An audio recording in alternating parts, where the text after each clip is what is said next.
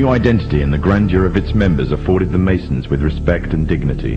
The first royal member of the Freemasons was Frederick, Prince of Wales. The latest members include Prince Philip, the Duke of Edinburgh, and consort to the current Queen of England, Elizabeth II, who herself is a grand patron to the Masons.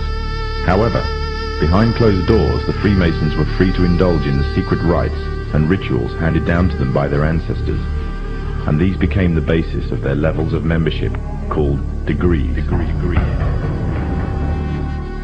When the so-called founding fathers of America landed on Plymouth Rock, not only did they bring with them disfranchised people, they also brought the Freemasonic elements of Europe. The injustices which the fathers of America were escaping from in Europe was also to be found in the new land, in the form of a tyrannical British regime.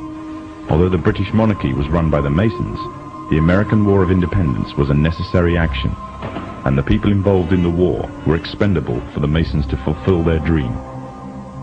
Emotions of the people were manipulated into anger, and just like France, anger turned into war. This time, however, previous mistakes would not be repeated. Any forthcoming leaders of the resistance must follow the Masonic agenda.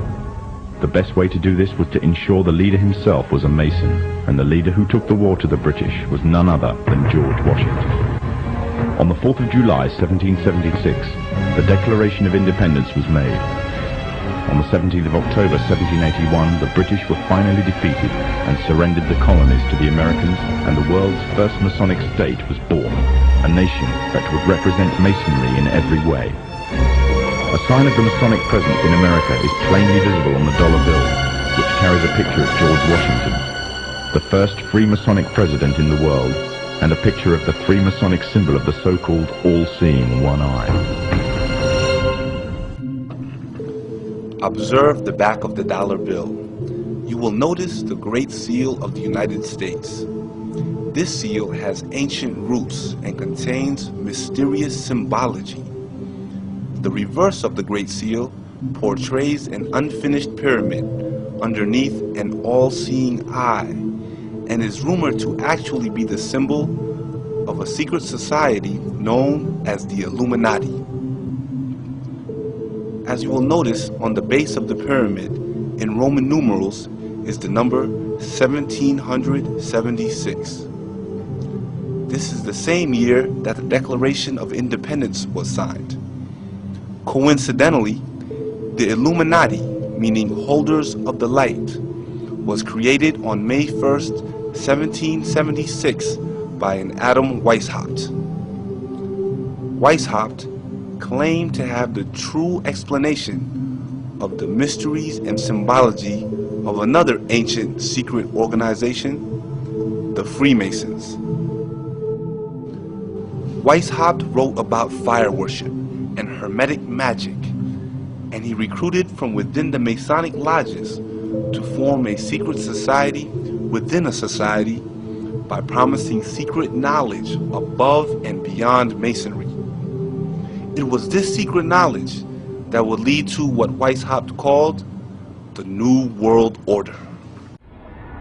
We'll start up here. In 1784, an act of God placed the Bavarian government in possession of evidence which proved the existence of the continuing Luciferian conspiracy. This explains the previous 9 pages, goes into it in detail. We don't have time to do it completely.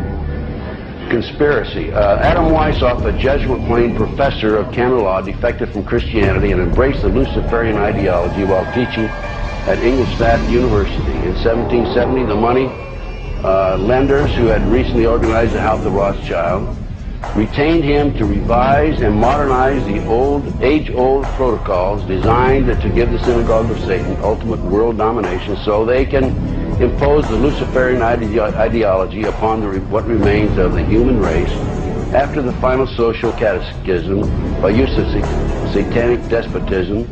Weishaupt completed his task on May the 1st, 1776. It's a communist holiday, isn't it? May 1, 1776. The plan required the destruction of all existing governments and religions.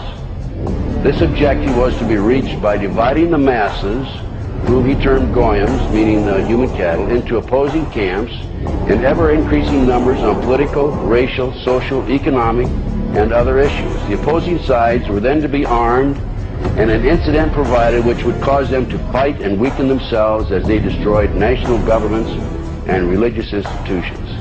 In 1776, Weishaupt organized the Illuminati to put the plot into execution. The word Illuminati is derived from Lucifer and means holders of the light.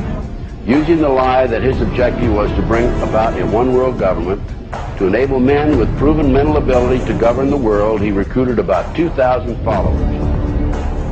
This is a symbol, this is an emblem of a secret society of Freemasons called the Illuminati, the illuminated ones, the enlightened ones. They they connected themselves to another group of Freemasons in France, in the south of France, referred to as the Pierre de Sion, French Grand Orient Temple Masons. The triangle at the top with the light emanating from around it is the god of the ancient Egyptians. Of course, this is an Egyptian pyramid. You don't find pyramids in America, you find them in Egypt. And that pyramid is the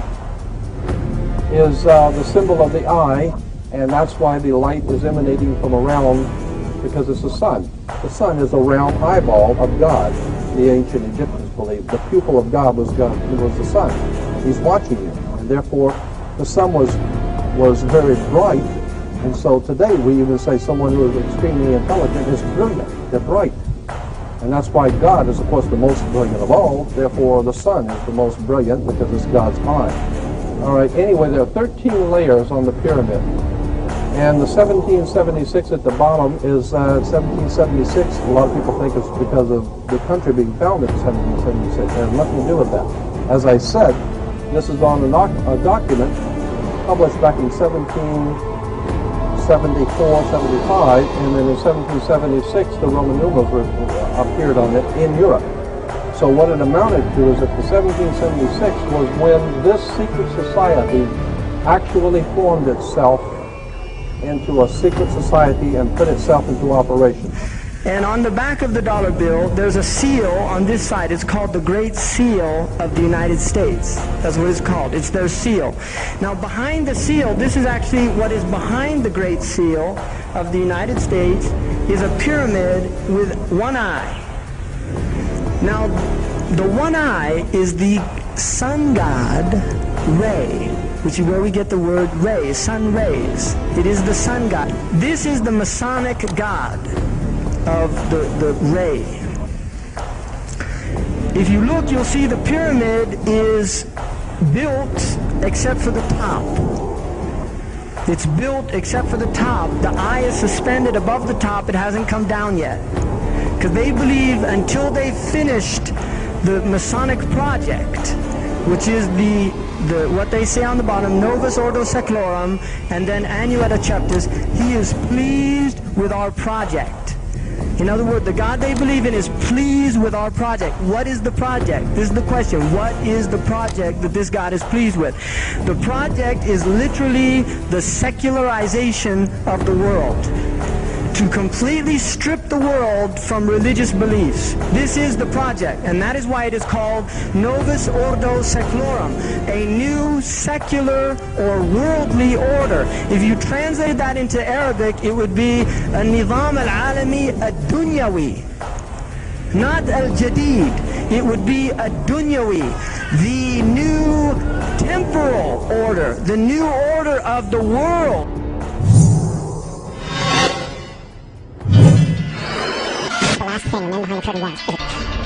A new world order. A world where the rule of law, not the law of the jungle, governs the conduct of nations. When we are successful, and we will be, we have a real chance at this new world order, an order in which a credible United Nations can use its peacekeeping role to fulfill the promise and vision of the UN.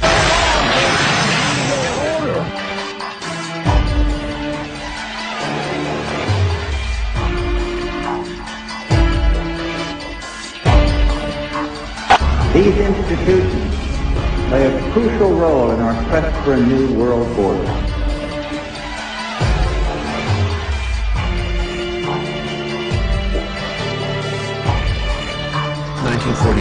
The state of Israel is reborn. Personally, I do not believe that the Bible addresses such issues